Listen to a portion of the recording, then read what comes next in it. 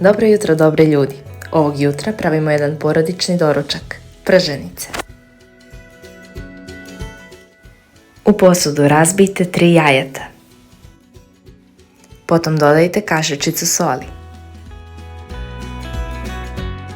Sve to umutite žicom. Dodajte potom 150 ml niskomasnog jogurta kao i 150 ml gustog jogurta.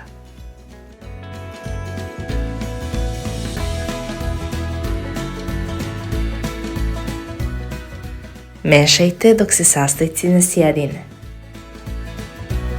Pripremite oko 12 kriški hleba. Aparat za pečenje palačinki ili tiganj za palačinke podmažite mešavinom vode i vrlo malo ulja kako bi vaše prženice imale manje kalorija.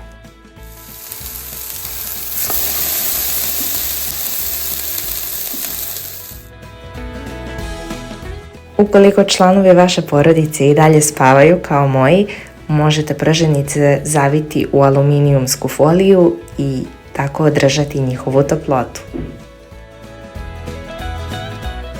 S druge strane, ukoliko prženice jedete odmah, servirajte ih na tanjir ukrašen zelenom salatom, a mi preferiramo prženice sa sirom i pavlakom, tako da to je neki naš predlog, a vi naravno jedite prženice sa vašim omiljenim namazom.